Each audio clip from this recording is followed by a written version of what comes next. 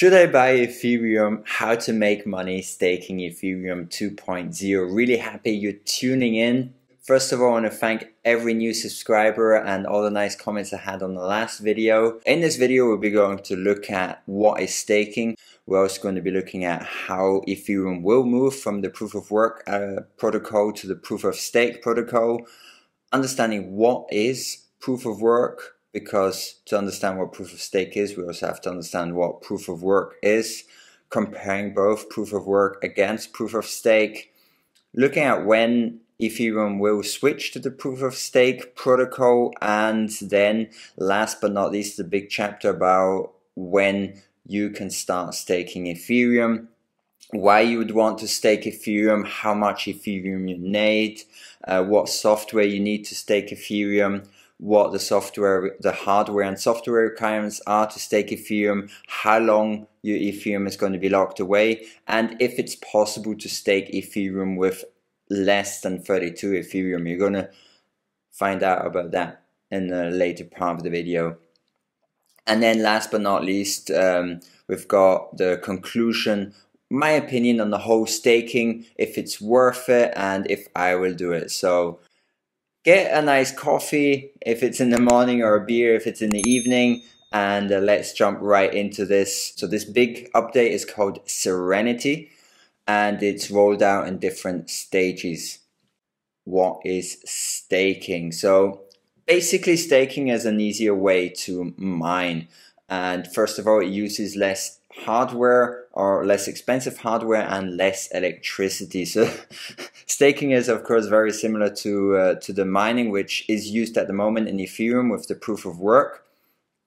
And if you don't know what staking is, don't worry. At the beginning, when I first heard about staking, at first, you know, like the wooden sticks that you'd use to stake vampires, and that would always remind me of the Buffy series that I watched when I was a teen.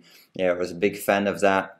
Binge watched all those videos, and so every time I hear of proof of stake, that's what pops in my mind. You might have another image, but yeah. So I'll try to explain in detail what proof of stake is later in the article, because it's quite a big topic. But yeah, a spoiler alert, it has nothing to do with Buffy, which is unfortunate. And yeah, the short answer to staking is basically staking is a process of holding funds to receive rewards while contributing to the operations of a blockchain, and these funds are locked away somewhere. And yeah, the important part here is by locking up your Ethereum, you will earn interest Ethereum in return, so you get more Ethereum. You can imagine it like a stock that you would buy, and after a year you get a certain percentage, maybe 5% in dividends. And I think that's pretty awesome. Pretty awesome. So now you might be wondering why Ethereum will use proof of stake and stop using proof of work. Well, proof of stake brings a lot of advantages to the Ethereum blockchain. First and foremost, the most important one is it's a lot more energy efficient than mining. It's also got another, it's safer, it's more secure, and brings a lot more decentralization on the network. So if we look at the energy efficient part, then Greta Thunberg definitely approves of that. Don't really know that, but I guess she would. Furthermore, it will address the burning issue of scalability and reduce Ethereum's inflation rates. And yeah, to sum it up, staking is in general much more secure and leads to a higher decentralization and scalability. So yeah, these changes are pretty big for Ethereum, for the Ethereum blockchain and the decentralized applications running on it. And hopefully more applications than just CryptoKitties.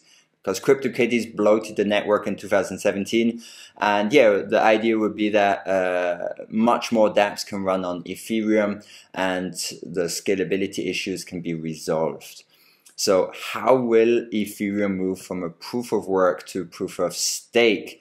It's not as easy as just updating your computer. It's a big process, and the whole update is called Serenity.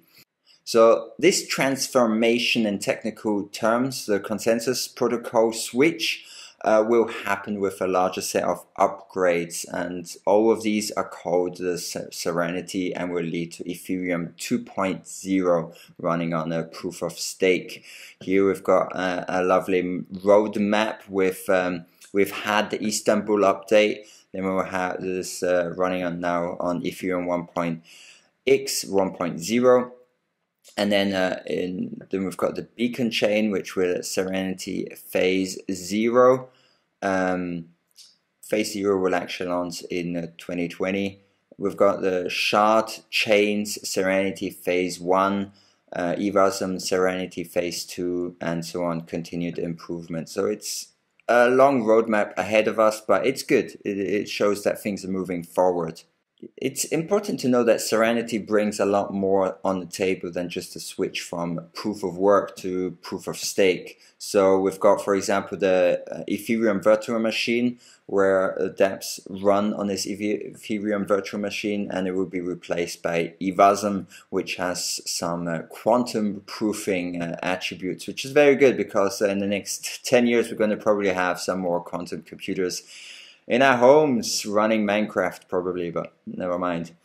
So Ethereum staking is just the first step of the Serenity upgrades. And yeah, it all starts with the Casper proof of stake protocol, which is launched on a parallel beacon. So both are running at the same time. We've got the Ethereum 1.0 and the new Ethereum, both running parallel side by side. And yeah, Casper addresses many issues such as increasing the scalability and removing centralization caused by the proof of work protocol. And there are several issues with the current proof of work protocol. For example, with the big mining pools, many of them are in China. And with large mining pools, the risk of a 51% attack is a lot higher. And this problem is recurring with many proof of work blockchains, especially since a lot of this hashing power is coming from China, and there's a lot of issues at the moment with political issues, trade war issues with many countries, and many of these issues are stemming from China. So I'm not too happy with all that hash rate in China, so moving to a proof of stake protocol would hopefully alleviate some of these issues. What exactly is proof of work? So I'll go over this part pretty quickly as it's not the main topic of the video, but I think it's important to understand what proof of work is, to understand what the advantages proof of stake bring to different blockchains, especially the Ethereum blockchain. So in the current proof of work protocol, only a few large mining pools are responsible for the majority of the hashing power, which causes a lot of problems.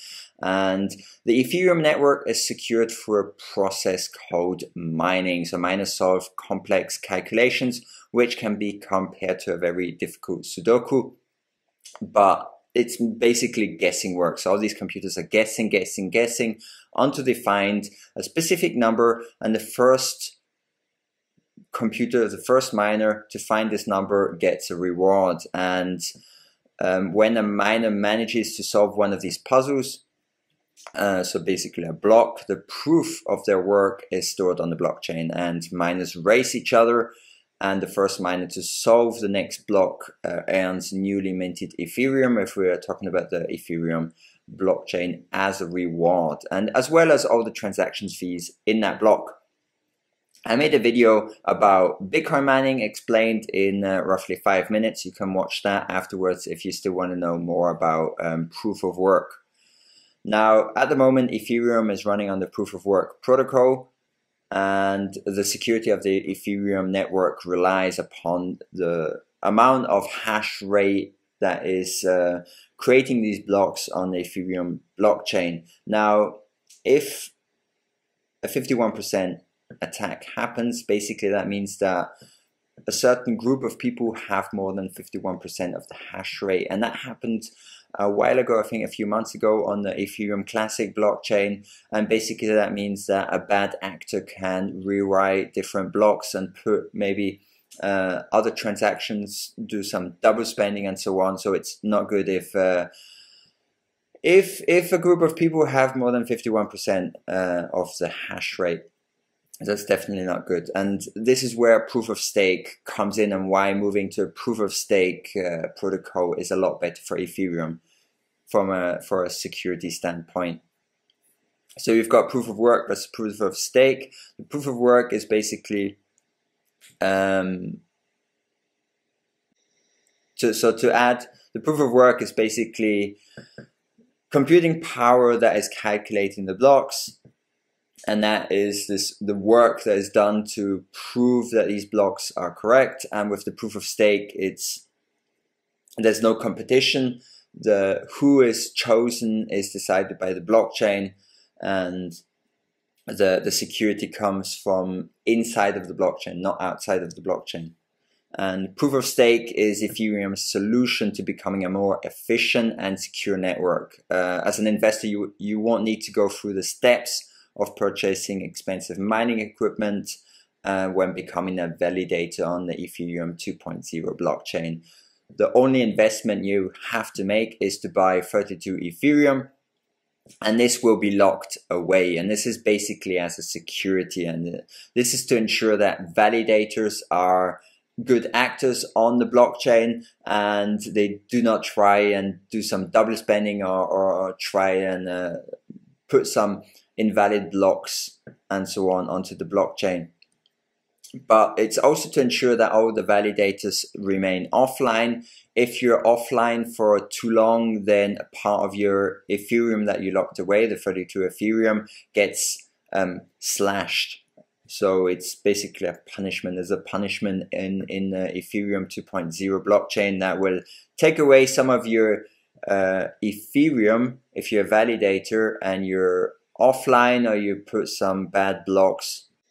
So the only investment you need to make is to put away 32 Ethereum, and this will be locked away, and this is a security to ensure that the validators are good and not corrupt. And you can compare this amount to money you would put away maybe for an apartment if you're renting an apartment, and that acts as a security deposit. If you break something in the apartment, then you will have to pay, or a sum of money will be taken out of that security deposit. So these 32 Ethereum, you can imagine it as a security deposit to ensure that the validators are doing the job properly. They stay online the whole time. And the thing is, if they go offline or they submit invalid blocks, then a part of this 32 Ethereum that is stored as a security deposit gets slashed away onto that. They have, I think, less than 16 Ethereum as a security deposit, then they are kicked out as a validator. So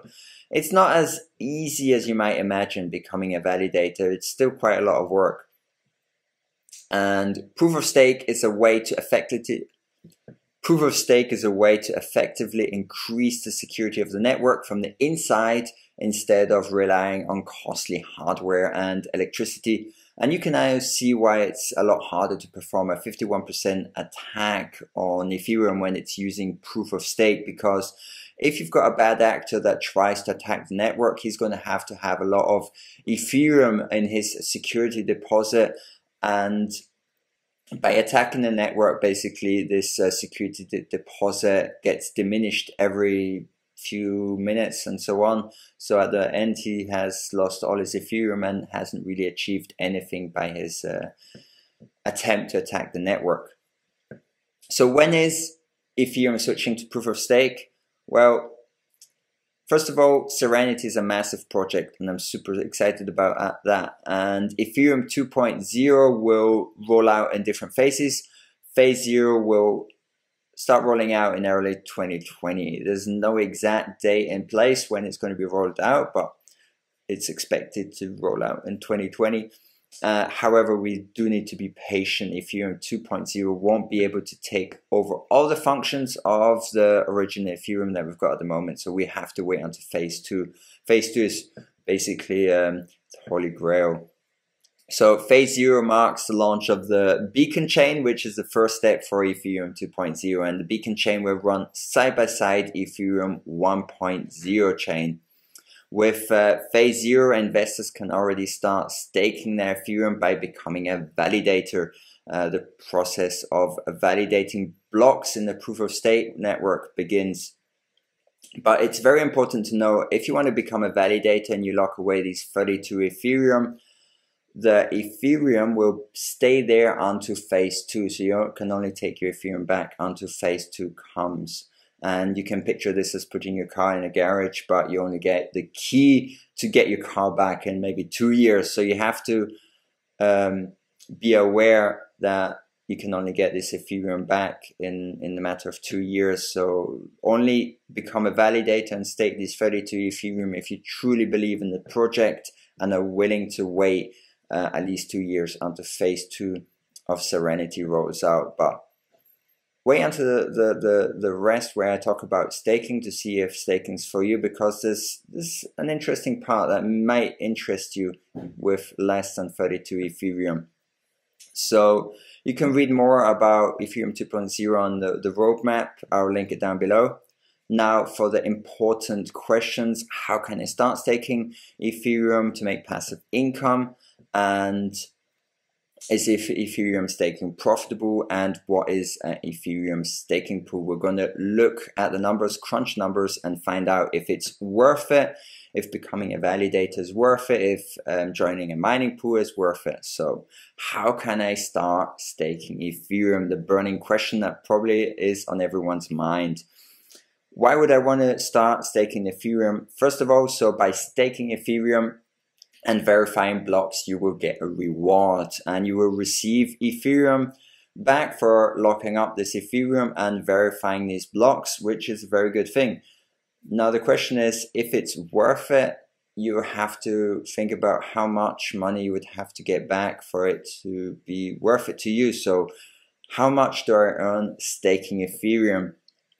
So it's difficult to pinpoint a number because this number is dynamic. The percentage amount that you get for staking Ethereum is pretty dynamic, and it is based on how many people are staking Ethereum at the same time and how much Ethereum is being staked.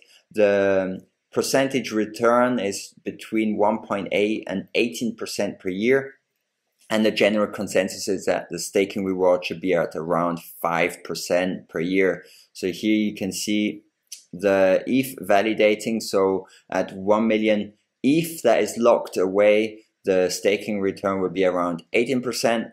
And with the 100 million, the max amount of Ethereum that can be locked away, the max annual return rate is 1.81%. So if the max amount of Ethereum is staked, me personally, I don't think that the return on investment of 1.81% would be worth it for me. So the general consensus is that 10 million Ethereum is going to be locked away, and then the rate of return would be 5.72%. So here's another graph where you can see basically the more Ethereum is staked away, the lower the max annual rate is for the validators. That's interesting. So I think you'd have to look at how much Ethereum is put away to realize if it's something for you. That means if you buy 32 Ethereum, it's around $4,160 at the moment, with Ethereum at $130, and your return at 5% is around $208 per year. So 5% is not bad, but you have to take into consideration that the price of Ethereum can go up or go down. So you have to take that into consideration. So if you just want to have always more Ethereum and accumulate your Ethereum without buying new Ethereum, that might be something for you. And if you're buying Ethereum anyway, you can just add to the normal return on investment by staking it. And it also makes sure that you've got strong hands in case the price goes down. But you have to be aware that if you stake it, it's for a longer period of time. You cannot just take it out whenever you want. So if you want to know more about how much you can earn staking with Ethereum, there's an Ethereum rewards calculator that you can find on this link. I'll link it down below. or you can just go to stakingrewards.com/asset/Ethereum. I post it in as a thingy here below, and then here you can calculate the reward. At the moment it's at 4.19%, but basically you can say how much Ethereum you're staking, and you can see how much you would earn per month and yearly earnings. So this is probably something that interests a lot of people, but you have to be aware becoming a validator is not something that is considered as passive income, but we'll quickly look at that afterwards. There are two aspects of earning Ethereum. There's the passive way and there's the active way, but we'll look at it right in a minute. So first of all, for becoming a validator, what software do I need to stake Ethereum? There are two different types of software. You need a beacon nodes, so the hub for validators, and you need a validator client. You've got three different options, combinations. You can either just have the beacon node plus one validator client, and you can have the beacon node with several validator clients. The thing is with the validator clients is for each validator client you'll have to stake away 32 Ethereum. So each validator client costs that amount. But you can have several of those. So you can, if you've got more than 32 Ethereum, you can have several validator clients earning each around 5% per year. So what are the hardware requirements to run the software? There's not much information about that around, but basically normal laptop should work fine and a good internet connection. Now question, how long is my Ethereum locked up when I stake it? Well, basically if there's no queue, then the minimum waiting time is 18 hours to get your Ethereum back, which is pretty good. Now I think one question that interests most of you, if you've got less than 32 Ethereum, or you want to start, you're accumulating your 32 Ethereum, but you already want to start staking with less than 32 Ethereum. Well, basically you can stake less than 32 Ethereum if you go with a staking pool. So there's one example of a staking pool is Rocket Pool, and what they allow you to do is to stake as little as 1 Ethereum, and that's pretty good. The only downside with a staking pool is they'll take a part of your earnings as a fee. So you probably, if the return on investment is 5% per year, then you probably earn a bit less than that, because they'll take a cut for basically staking your Ethereum for you. But in my opinion, this method here is the easiest and is close to passive income as possible. So you won't have to do anything with a staking pool. So should I buy Ethereum? Can I earn money staking Ethereum? Please remember, this is not financial advice. It's not my responsibility if you end up living under the bridge. But I think this staking thing is huge. It's a very big deal, and I'm super excited to be able to stake.